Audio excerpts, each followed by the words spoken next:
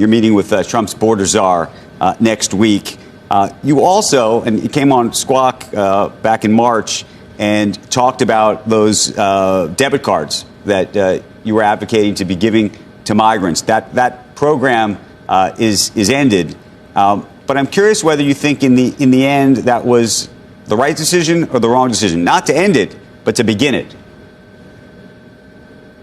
Yes, and they were not debit cards, they were food cards. And, you know, some of the sensationalism that was attached to it didn't understand the full mission. These were food cards. The law requires us to feed the migrants and asylum seekers that are here. We saw that there was food waste. And during the emergency, we gave them food cards where they had to purchase food on those cards. Instead of purchasing it from large conglomerates, we were able to spend the money locally in our local stores, our bodegas, our supermarkets. This was a smart idea of recycling the dollars within our city. And the reason we ended the program is because of the job we've done. 220,000 migrants and asylum seekers in the city, 170,000 we were able to move to the next leg of our journey because of smart policies. We brought down the cost of the migrants and asylum seekers.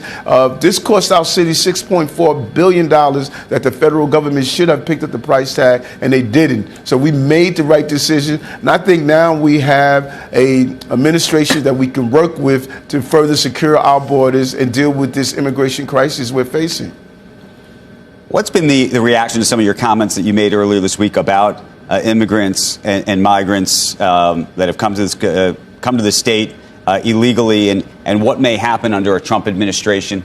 You've suggested you're going to work with the Trump administration. There's others, obviously, in this city who, and this has been considered a blue city for a long time, that have suggested you shouldn't be.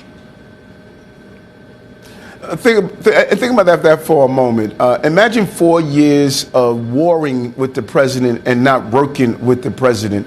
Our country is about how do we move our cities forward, and that's what my goal is going to do. And people say you're changing comments. It's the same comments. When I was on your program last year, I talked about those small number of migrants and asylum seekers who are coming here committing violence in our city, and those acts of violence are unacceptable. Not only are they unacceptable to everyday New Yorkers, but they're also unacceptable to migrants and asylum seekers who are here. Anyone that commits a crime in this city should be held accountable, and those who are here based on the guests of our city and our country, they should be removed from our country after they serve their time. And I've been consistent on that no matter who's the president at the time. What's your relationship right now with President Trump? President-elect Trump, he made some very nice comments about you, as you might remember, at the Al Smith dinner.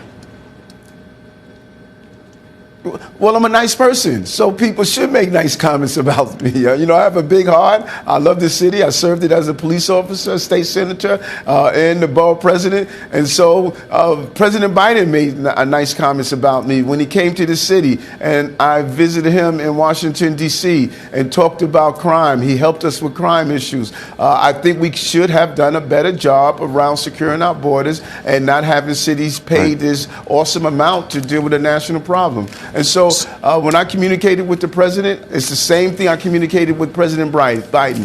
We need resources for the city of New York, and I look forward to working with his administration and bringing those resources to this amazing city.